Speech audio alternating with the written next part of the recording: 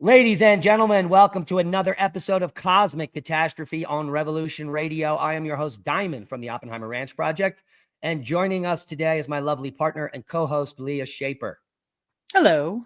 Welcome to the show. Ho, ho, ho. We got a great show today. We're going to be talking about two fascinating subjects. One we've gone over maybe a dozen times, the Lashamp magnetic excursion, and some new articles coming out because of a new paper released.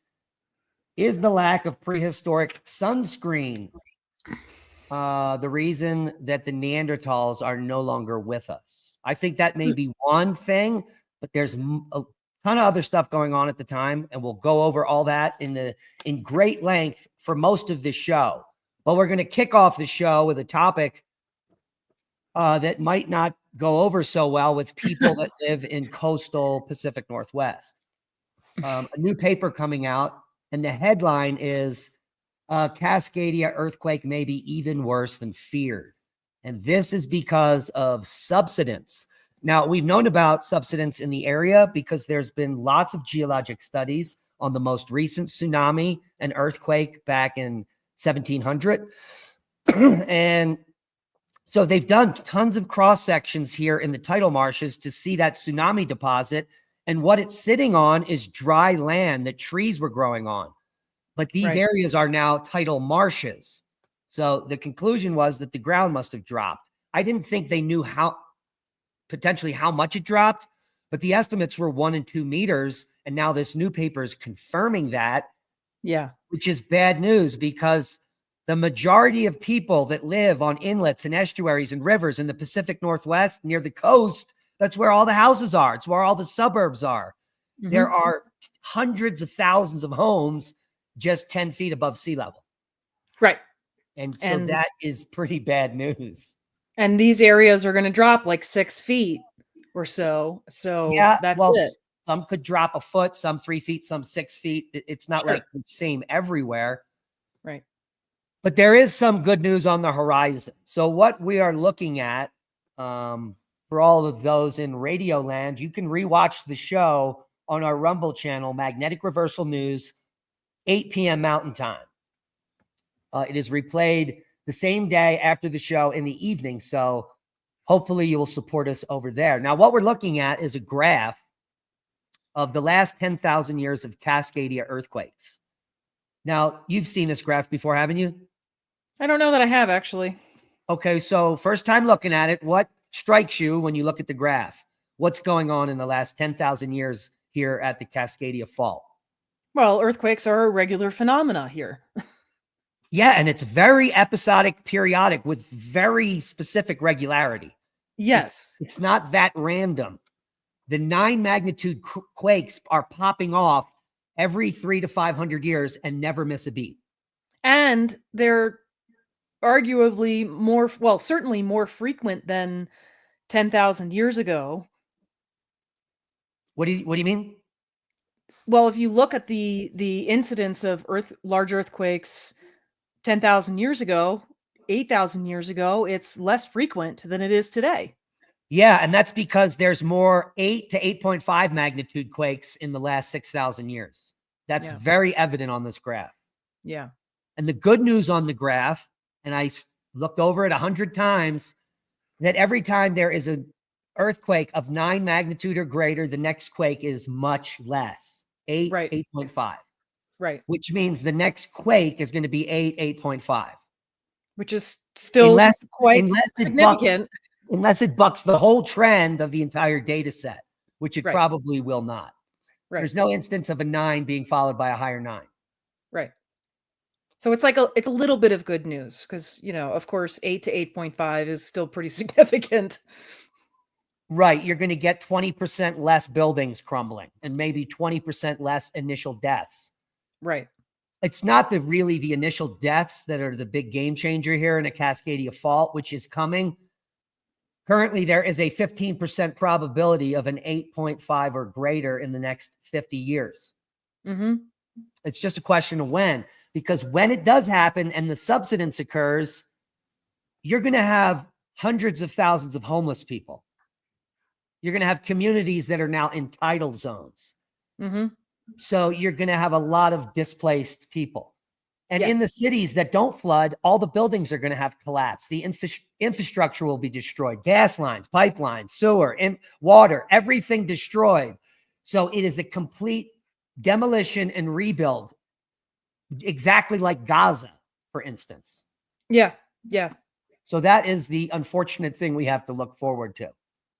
Well, I mean, it's funny too, because when you read this new paper that came out, you know, they talk the way they're talking about the challenges that will be incurred as far as rebuilding. It's kind of like, well, given that we know the frequency of these significant earthquakes in this area, I don't even understand why you would rebuild in this area. I really don't. Yeah, and hopefully we're smart enough when it happens to make the decision to stop building or rebuilding where these catastrophes occur. Mm-hmm. A great example is going to be Galveston, Texas. The one of the greatest and deadliest hurricanes ever to hit the United States was the Galveston hurricane. This was back, I think, in 1800 or maybe 1900, maybe 1800. It was a long time ago. There weren't a lot of people there, but it destroyed the entire city. And it was because Galveston is so low, the storm surge flooded the whole city. Mm-hmm. So when they rebuilt Galveston, they built it up on a deck. They just put it up on stilts. So it's in the same spot, just on stilts, essentially. So when the next Cat 5 hits Galveston, it is going to level the city. And in that instance, they may move the city back. Maybe. I mean, the track record for adjusting for what are obvious recurring disasters is not good. So let's see. And, you know, I guess part of that is that people go, oh, you know, whatever, it's not going to happen for another 500 years. And let's say in the case of Cascadia, but still, that the amount of work that you put into rebuilding for it to only be able to continue there and then have massive destruction 500 years later seems so stupid. Yeah, I agree. Now, in this paper or in this article, which was written about the paper, it leads with the subheading, a once every 500-year earthquake, which is not correct. Mm-hmm. It's disingenuous. Mm-hmm. What they're talking about is once every 500 years is a 9 magnitude. Mm-hmm. It's once every 250 years, there is an 8 or greater. Mm-hmm. And we are at the threshold for the next 8 magnitude or greater earthquake. It could happen anytime now. You see this shaded line? Mm-hmm. That is now. Mm-hmm. So, well, what's interesting too, when you look at this pattern, is that the 8 magnitude quakes, they tend to occur in close proximity to the 9 magnitude quakes. So the last 9 magnitude quake is a slight bit of, it's a bit of an anomaly in the sense that there hasn't been an 8 in, you know, anytime recently before or after. Yeah, I would agree, but there is some spacing here. Yeah, like just not that much. 2,000 years ago, there was a 150 or 200-year lag. Mm-hmm. And 4,700 years ago, after that 9 magnitude, here, let me get my cursor on here. Yeah. After this one, there was quite a lag here. That's 200, 250. Well, I was looking at that, and then I'm looking at where we're at now, and the gap is even bigger today. Yeah, we're 300 years out. Yeah. Yeah. Which is very bad news. Yeah. Now, there are big gaps right here. So there's a 500-year gap here, and it's from 9 to 9. So, yes. And here, there's a 500-year gap, 9 magnitude to 9 magnitude. So what does that mean? The next quake is probably a 9 magnitude? Oh, my goodness. Well, this makes sense, right? Considering you're talking about, you know, plates that are subducting here, and there's a buildup of tension, and there hasn't been a release of that tension in 300 years. That would, in my mind, increase the odds that the next quake is a 9 rather than an 8. Well, let's hope that you're wrong. Yeah. Because if it is a 9 magnitude, the Pacific Northwest could shake for 5 minutes. And the displacement could cause 100-foot tsunami waves. That's plural. With an earthquake of this magnitude and duration, you are going to create multiple depressions in the ocean during the event, which is going to be cascading tsunami waves. So you're going to have dozens of these waves in sets. So the tsunami period might be 10 hours long. And it's going to transfer all the way to the other side of the Pacific. So it's just not the Pacific Northwest that will be affected. Yeah. Well, and another thing that this paper brings up is that the water issues are not limited to the tsunami. They also talk about subsequent flooding that would persist for some period of time, partially because of the subsidence of the land sinking. Yeah, and we can get into that. Let me bring up the paper here. Here's the paper: increased flood exposure in the Pacific Northwest following earthquake-driven subsidence and sea level rise. Subsidence just means the ground is going to drop in layman's terms. The bad news, it could be lots of ground. Yeah. So we're talking huge areas inland. We've got some maps up here that will be affected. And so if the quake occurs and the ground drops 5-6 feet inland somewhere, bringing it below sea level, the ocean is going to come in, rush in there and fill in the depression. And then it's not going to wash back out to sea. Right. So you're going to have Which, a new again, is lake. going to make rebuilding in this area really stupid. Yeah, because you're going to have salty lakes of debris filled with homes and trash. Not to mention everything, just like the flooding in North Carolina, everything is going to be toxic. All the soils will be toxic. You're going to have oil tanks, gasoline, and infrastructure all leaking into this floodwater. It's just going to be a toxic nightmare. Well, and I mean, I would imagine that, presuming that all of this happens, that when there is a rebuilding effort, and I'm sure there will be, it will occur further inland simply because of the land that has subsidized. Is that the correct use of that word there? The land that has sunk. Subsided. Subsided. Yes. Okay. Yeah. That makes more sense. Yes. And but I'm sure that it will not be inland enough, right? The smart thing to do would be to go far inland and leave yourself a large margin, because this will happen again, Yeah, and where my brother lives, he lives in Western Florida on the west side, which is on the Gulf side, and he's pretty far south. And his home, the last house he had, no, the house before the last one you didn't know about, was in this lake community. And it was actually the furthest west house to the coast, but the coast was 2 miles away. It's because they kept all the mangrove swamp there because it protects during hurricanes, and they don't build any houses there, because if they did, they would simply just be destroyed in the hurricane. Right. And I found that fascinating. I was like, wow, that's actually smart. You can walk That's a much better way to do it. But he's beachfront, but it's 2 miles away. But in this situation, I mean, I don't know exactly by any stretch, because I don't know the area of land that would experience subsidence, but I can imagine that the smartest thing to do here would be to be at least 10 miles inland from whatever the new shoreline ends up being. Right. Or you could even determine where the furthest run up from the tsunamis were and make that the boundary. But I mean, obviously you would have to consider, assuming that there would be ongoing flooding after an event like this, you'd have to obviously take a look at that to decide where you need to be. I find it, I got sick of reading this paper for a number of reasons, and I'm sure you did as well.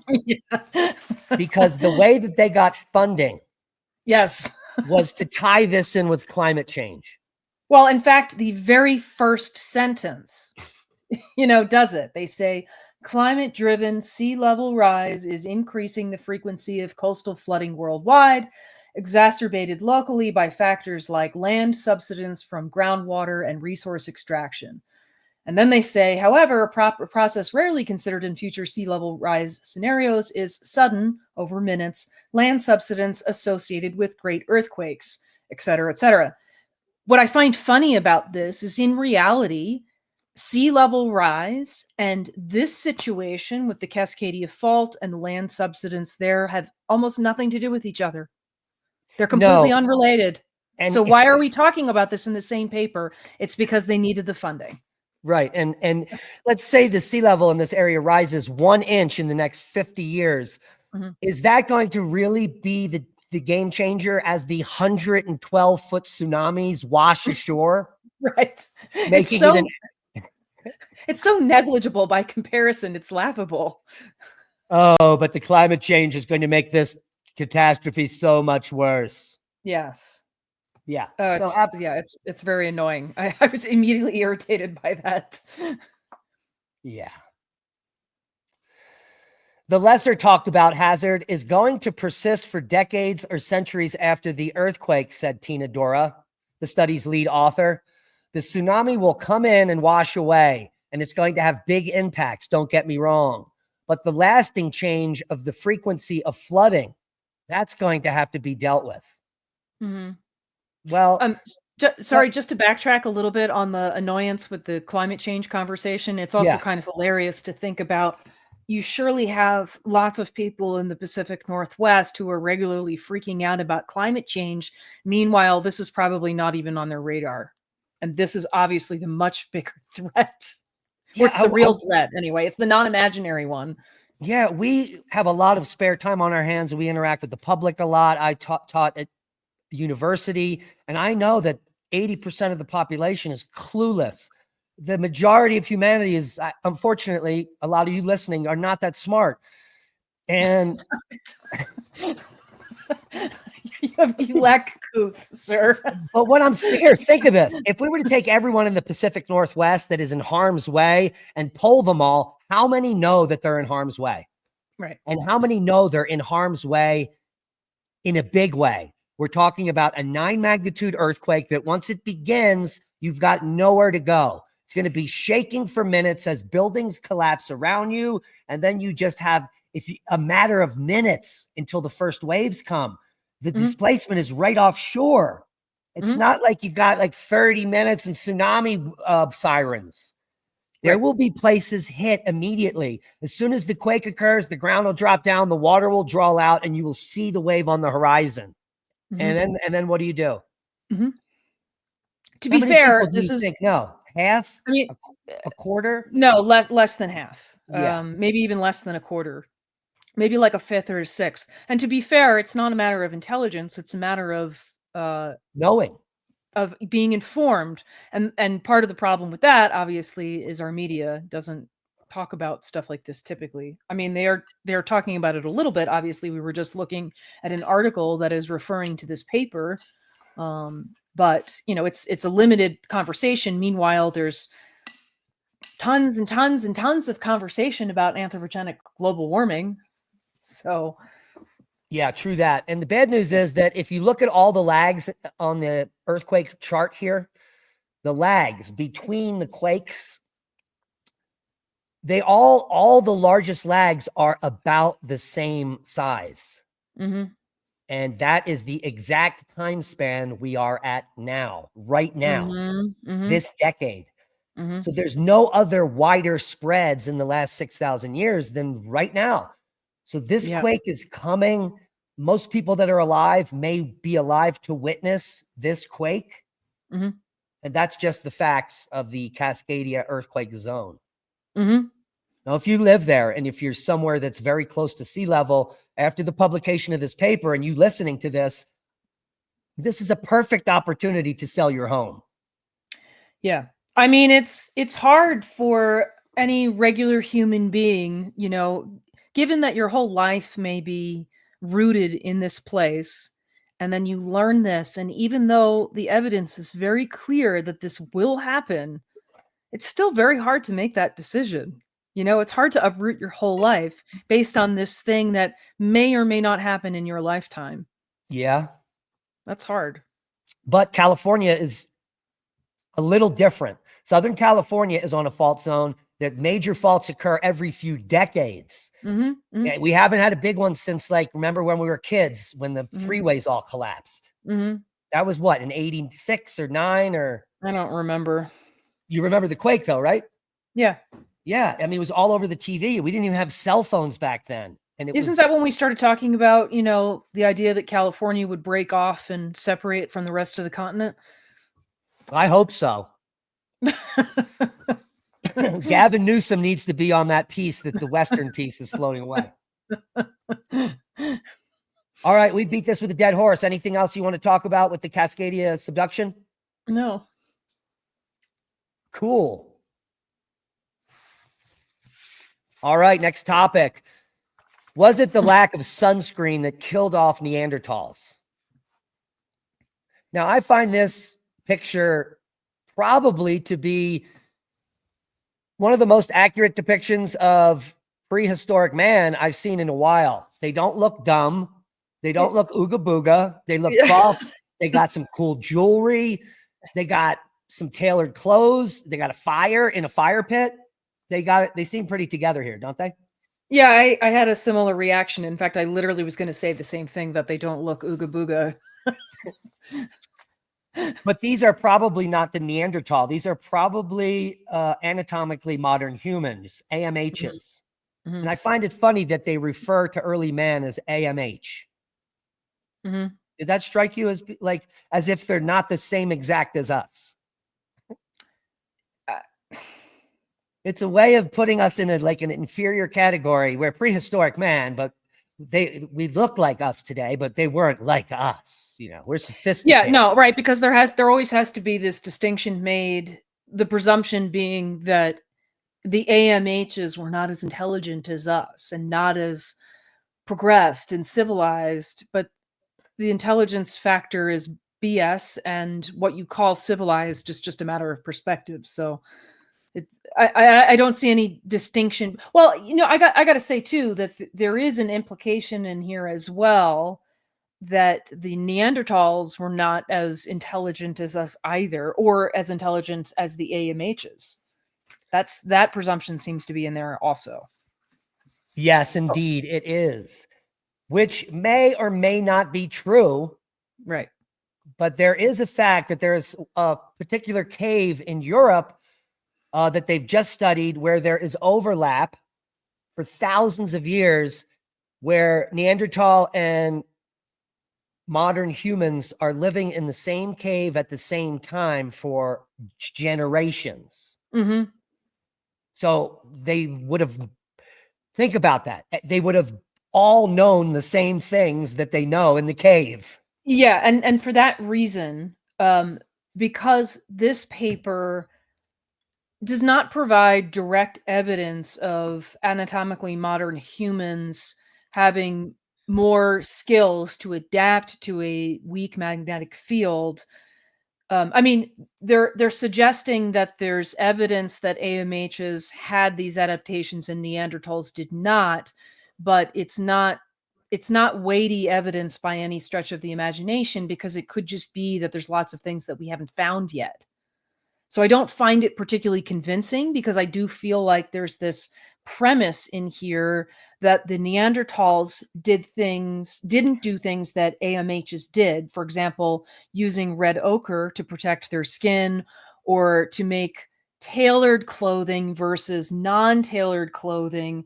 It's so specific, but to me it seems to be based on a presumption of intelligence or lack thereof. Right. And some of their conclusions based on this clothing are stupid. Let's say Neanderthals had only draped clothing or capes. Right. I really don't think that affects your ability to function, to pick things up or hunt and gather. I mean, it does not affect. Well, but what they're saying is that more of their body, because they're wearing the draped clothing, is exposed to harmful UV radiation, as opposed to maybe some clans that had better tailored clothes that covered more of their body. Well, I think the way I read it was, and we're getting a bit ahead of ourselves here, but the way I read it is that the draped clothing, it's as if you're walking around with like a blanket on, and that restricting your movement in a way that let's say like wearing pants or a shirt with sleeves would not. potentially hamper your, but there's no reason to assume that that's the case either, because even if you had clothing that was tailored in such a way to have sleeves and pant legs, well, I mean, you could do the same thing by just like cutting cloth in a rectangular pattern and then tying it off to make pants, to make There like is a no tube. way prehistoric man 41,000 years ago had clothing that limited their ability to move around. Well, The right. So reason I find is that the entire world is filled with gigantic animals that need to eat you, and you right, need to get away. And that would be right, the dumbest thing. That would be the extinction of that group. right. Which is And actually what they're suggesting here in some way. Neanderthals have been around for hundreds of thousands of years prior to this event, and they made it just fine. Right. Now, what is going on here? And let's bring it back to the beginning. We're talking about the Lashamp magnetic excursion dated 41,5. That's the bottom. The event takes place over a few thousand years from the beginning of the drop down, the bottom, and then the rise back up. The paper breaks it down into 3 phases. All of these occur during the Aurignacian period of prehistory. So this is an archaeological industry in the Upper Paleolithic associated with early European modern humans. It may also be associated with Neanderthals, but the consensus is that cave art that emerges exactly at this time.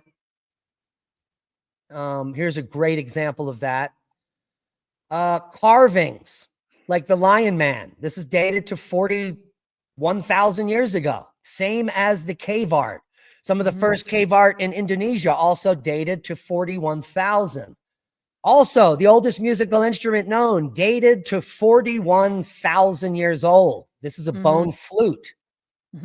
We also have the spread of jewelry making at 41,000 years old. So, and it's all by this group called the Aurignacians. And you can see here on the map, they were all over Europe, all the way here, almost into Russia and Siberia there. So, and this is also where Neanderthals are living at the same time. So I think that Neanderthals and modern humans probably coexisted pretty well. Yeah. Because you can't have this number of groups of people. I mean, they're everywhere. If we weren't friends, there would be evidence of huge wars and stuff like that. Yeah. There is evidence of barbarism during this time period. Ancient man was a very violent human, ancient man. And that might have been for good reason. Just like I said, there's giant animals trying to kill you everywhere, you know? And so if a human tries to hurt you, you need to be violent. It's probably like an innate, you know, it doesn't matter what's attacking you. You attack it with the same force. Right. Everything you have, because it's life or death. That's easy to understand.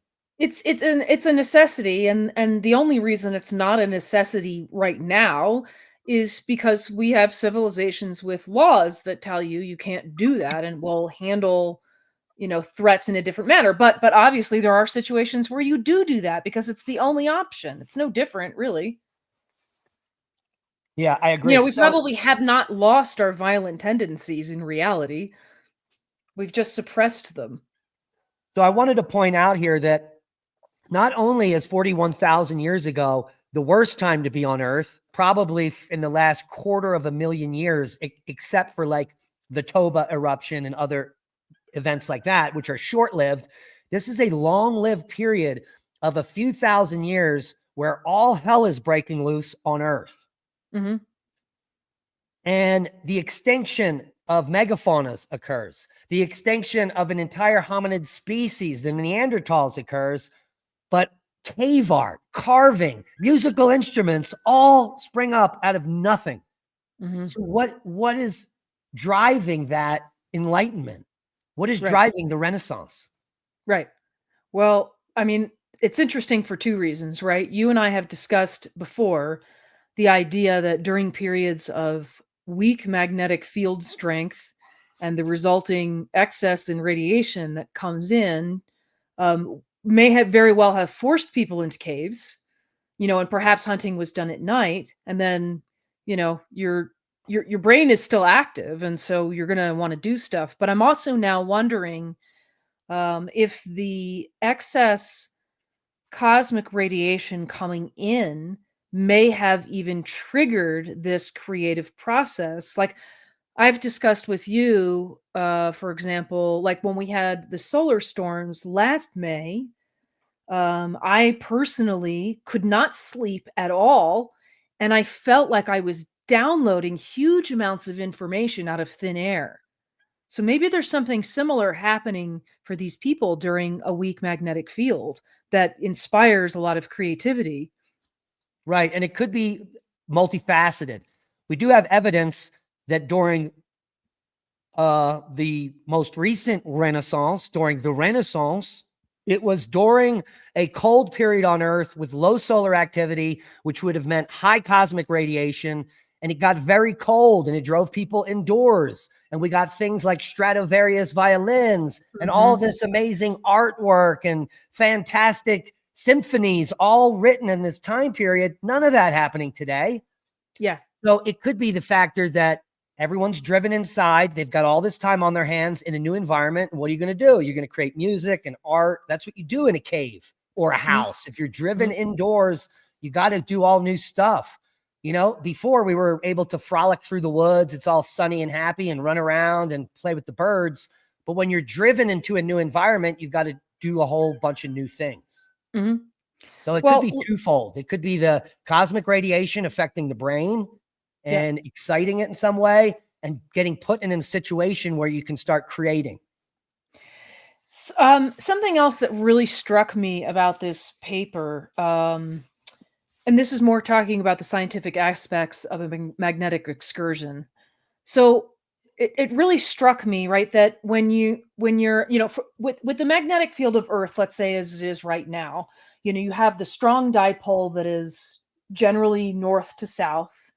And it creates a situation where at the top, at the poles, at the north poles and the south poles, that's where you have open magnetic field lines, which allow radiation from space to enter Earth. The hemispheres are protected by the magnetic field because those are the closed magnetic field lines. During an excursion like this, part of what happens is not only is that dipole weakening, but it is also tilting pretty dramatically, and it's also widening. So there are much bigger areas of open magnetic field lines that are allowing all that radiation to come in. And it just so happens that the way that the tilt happened in this situation, a lot of those open magnetic field lines would be over like Western Eurasia, for example.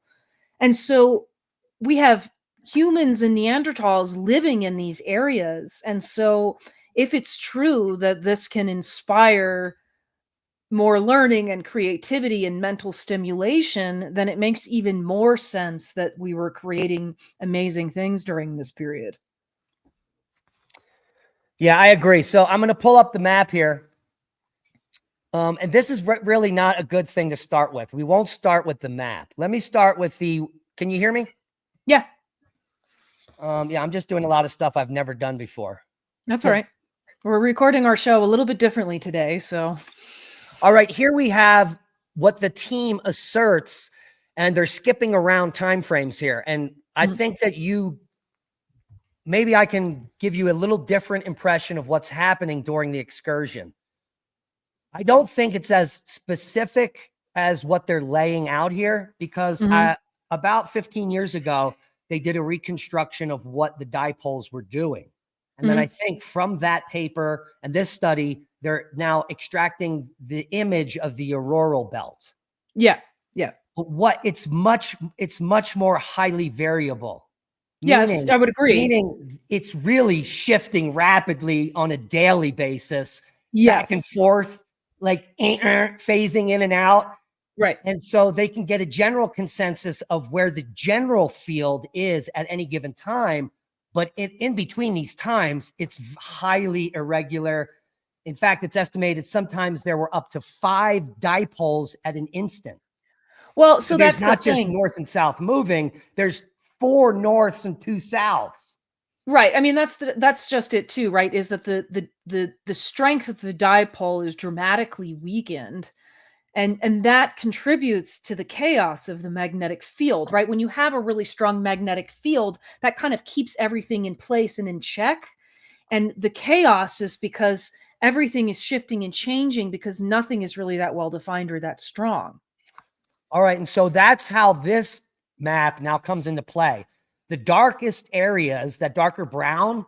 So overall, the entire excursion, let's say 3,000 years from the beginning to the bottom and then coming back out, this is showing you where those open field lines were mostly felt. And you can see it dips way down into Africa. This is where almost all the people on Earth are concentrating at this time. And so almost all the people on Earth that were doing anything cave art and hunting and gathering, there were hundreds of thousands of people in this area. They were being affected the most. It would be as if the entire population of Earth was put up into the North Pole in a 2,000-kilometer circle. That's the type of radiation that they would be experiencing over a long period of time. Yeah. What I find interesting is that the Aurignacian people are mentioned in the paper. And they're mentioned in the paper because right around this time, around 42,000 years ago, they began using red ochre. It's associated, or using it more frequently anyway. And especially at the bottom, it's associated with almost all burials they find. So it's an important, they even give it to people after they die. So it must have been pretty important. It also resurfaces again in high amounts around, guess when? The red ochre people emerge around 13,000 years ago. They might be the Clovis people. And this is right around another excursion. So it could be something that we've known about and handed down for 40,000 years. Right. And it's not like there aren't still people today using it as like a sunscreen, essentially. Right, because if you just wanted to cool your skin or block the sun, you could use mud, right? How do they know the red ochre, the hematite? So it's actually the hematite and the ochre that's also going to protect you from ionizing radiation. Yes. It's like you're wearing a suit of armor. Yeah. Yeah. And how did they know? How in the world did they figure that out? I mean, I think it was just an accidental discovery. I was thinking about that too. You know, it's like, and it probably comes in waves, right? There probably have, assuming that, you know, well, it doesn't even matter in this discussion, but probably previous hominids used it at some point as protection. The knowledge of using it that way probably was lost over time, but obviously it often has ceremonial purpose. So it was preserved in that respect. And then it's like you're still using it for ceremonial purpose. And then all of a sudden one day, you know, somebody discovers that the person who was wearing red ochre is not sunburned or something like that. And people go, oh, wait a second, this will protect us because here's the evidence. You know, so it's probably been around and people have been using it for millennia. Maybe we forget sometimes why we're using it, but it also becomes kind of like something like mana, like a life-giving substance, which is probably why we're burying it with people too. It's deemed to be that important. Yeah. So it takes on like a spiritual meaning in addition to a practical one. Yeah, there are many tribes worldwide, but most of them in Africa that still use red ochre daily. And it's to protect, if you ask them in their language, they say it's to protect from the sun. Right. When most people would think, well, these are dark-skinned people. They don't need protection from the sun. That is but they do. Completely false. Yeah. Yeah. Yeah. So even if Neanderthal was a dark-skinned hominid, they still would have needed red ochre to protect from the ionizing radiation, as well as the increased UVA, UVB, and maybe UVC. Absolutely. We weren't here to measure. So this is all speculation.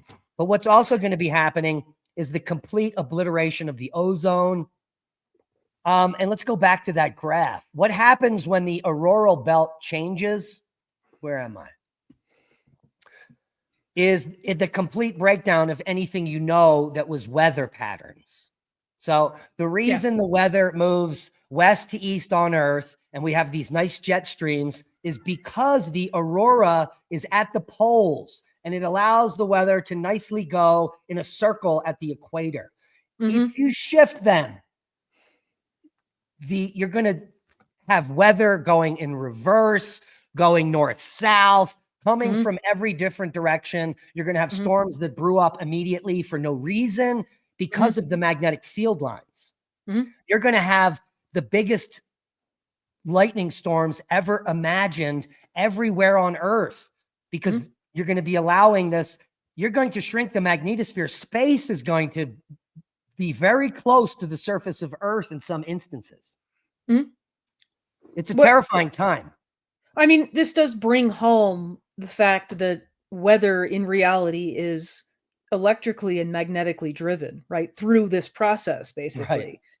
And it's interesting because, we are in a period of a weakening magnetic field right now. And obviously, it's insignificant in comparison to the Lashamp for the moment. But, we do see more instances of, and I don't know if this is statistically correct. Somebody would have to do a study on this, but it does seem like we see more instances now of the aurora reaching lower latitudes than it has in the past. And potentially some more chaotic weather and we see that like when we get the what is it called when that Arctic blast dips down south Polar vortex. The polar vortex. Thank you. We see the that breakdown of the polar vortex and that meridional flow where Arctic air is coming all the way down is because of the weakening magnetosphere. Right. Yeah. And we go so from everything that the pattern that is described in this paper of what happened over time, phase A, which is coming into it, phase B, which is the really chaotic period, and phase C, where it starts to resolve. You can see those patterns starting here, right now. Right. The Mother's Day solar storm that you alluded to earlier in the show last May. Yeah. Sent aurora to the equator. That's never happened before at that level of a storm, ever known. Not even the 89 storm, that the blackout in Quebec did that, in my opinion. I don't think so. I don't think there's any accounts. Many people reported, and we've seen aurora here in Colorado for the first time I ever saw aurora, and I saw it in Colorado. I know. It's incredible. Something is definitely afoot. Not only that, we've got at least not limited to 3 new types of aurora have been witnessed in the last decade. Including Steve, white aurora, and red. And so these are things that have never even been witnessed before. And now they have, just not recorded. Right. And now we have an increase in the occurrence of red sprites above thunderstorms. Which people have now entire photographic careers sitting out all night and taking long exposures above thunderstorms to capture these red sprites. So this is all indicative of a weakening magnetosphere that's breaking down. The paper even says that that's what's happening to our magnetosphere now, but there's no way to know if that's what's happening. I love it how that's the caveat always. The magnetic field's been weakening for hundreds of years, but that doesn't mean it's going to continue. Even though the pattern looks very much like what they've sort of revealed here about the Lashamp, it's the same thing happening. We're just nowhere near the actual excursion yet, right? And this occurred over about 1800 years, these 3 phases that we're talking about. Yeah. And so something else I wanted to mention, this paper comes from the premise that the magnetic field of Earth is entirely induced internally by the Earth itself, which I think you and I would argue with, right? I mean, all of the other bodies have their own magnetic fields as well, and it's impossible to imagine, let's say, that the sun's magnetic field and the Earth's magnetic field don't have something to do with each other, right? That they don't interact in some way. That just seems really silly. But what I found kind of interesting is that when I was reading this and I'm reading how they're describing this excursion, I get this immediate impression of like, okay, if you have a strong dipole magnetic field and then you have another body that comes nearby with its own magnetic field and starts interacting with this one temporarily and causing all of this chaos. I mean, you can almost visualize it. Now, I'm not suggesting that that's what happened here, that this is a function of another body coming by. I'm just making the point that, everything in our universe is connected. We're pretty darn clear that it's all electric and magnetic. It's impossible for me to imagine that the sun and the earth's magnetic fields don't interact, that they don't have an impact on each other. So I'm just throwing in the garbage the premise that this is based on a internally produced magnetic field that has nothing to do with anything else going on in the universe.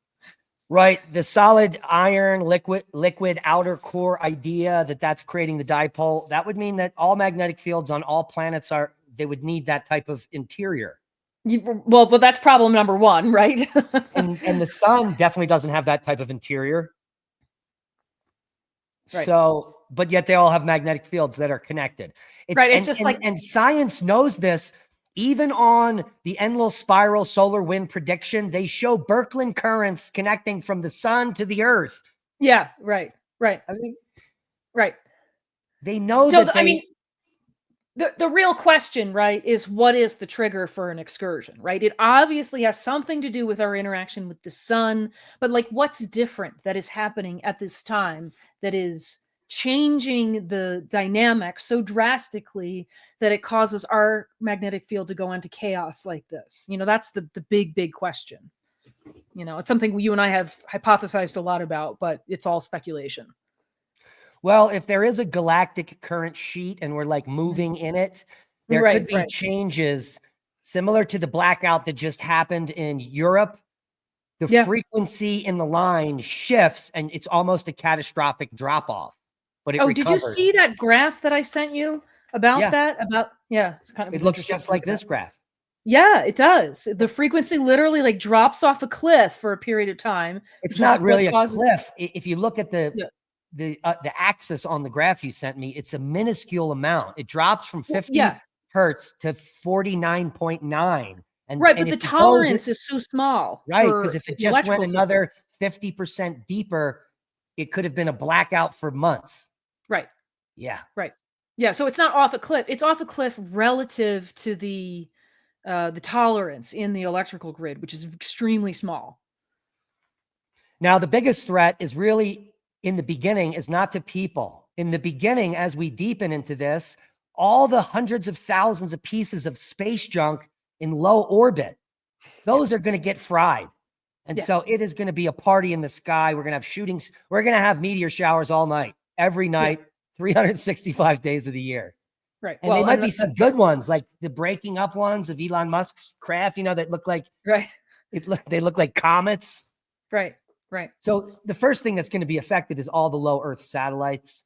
Then as it deepens, we're going to have infrastructure problems, grid failures, because the paper alludes to the fact that even the slightest bit of solar weather will affect us in a big way.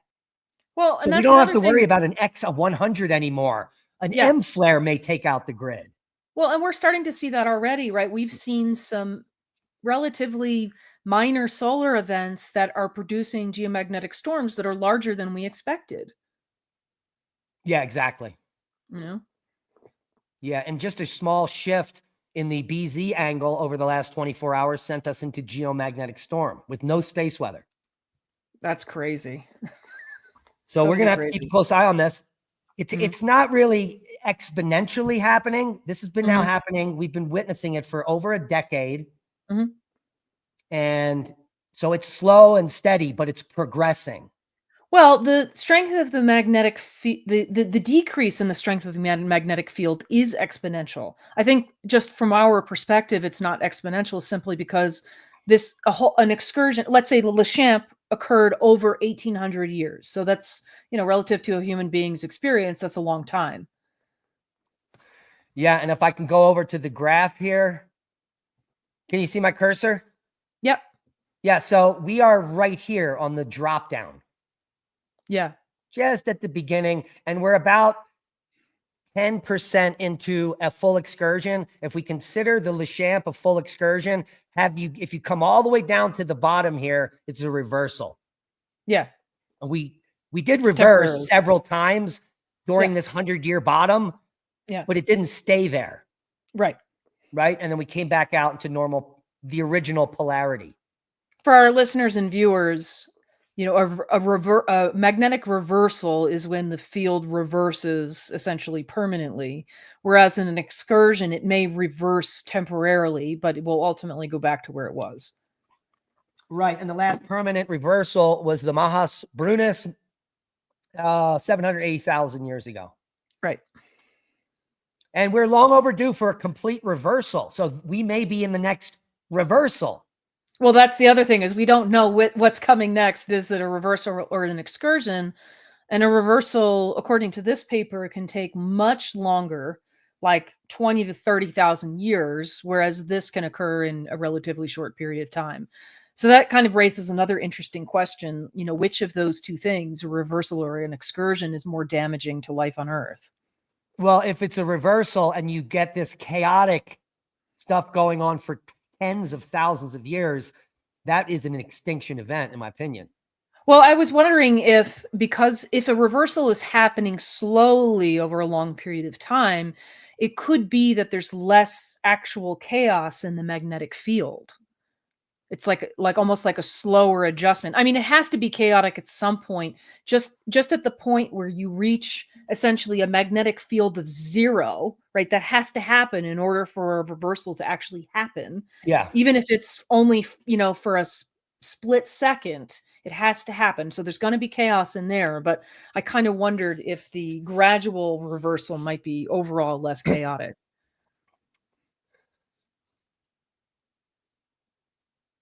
All right, let's take a look at this.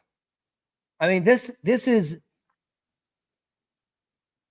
pretty significant. This is not like the first time a carving was made. When you're looking at this, it's such intricate and amazing artwork. This is obviously weathered and broken apart, and it was much better 40,000 years ago when the guy made it. But you can see the mouth, the eyes, the ear. This is a giant cave bear, or they say it's the lion man. I think it looks more like a bear. But I agree. Regardless of what it is, it's an anthropomorphic carving that's absolutely spectacular. Yeah. Yeah. Yeah. And we've got the caves in Europe being painted with amazing artwork. I love these paintings. I think they're so beautiful. I mean, this would be considered like high art today in a certain way. Yeah, it shows like movement, and there's so much depicted here. It's hard to understand how the artist created this without, like, say, thousands of years of practice or seeing other people doing it. This isn't a one-off where one guy just did this one day. Yeah.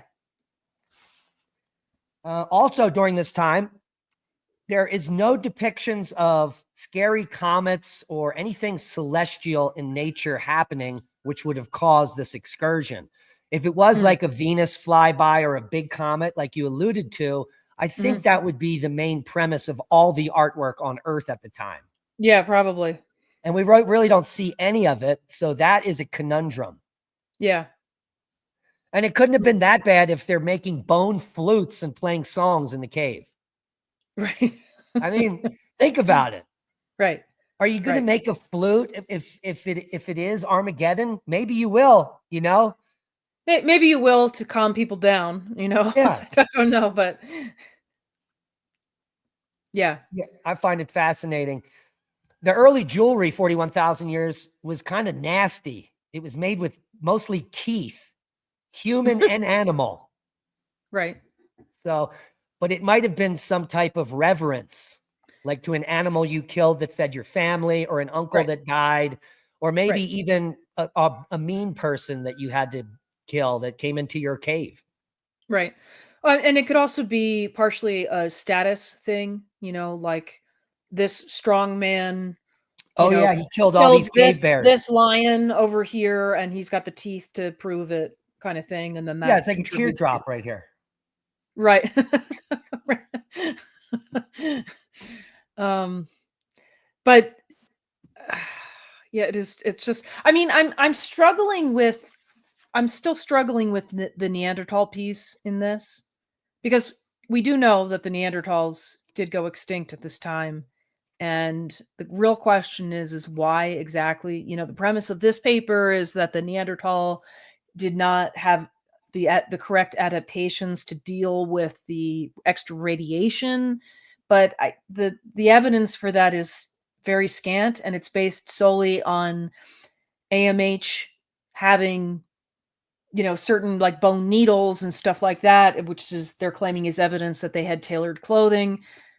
It's very limited evidence, and I don't really buy it. So again, why did the Neanderthal go extinct at this time, and anatomically modern humans made it?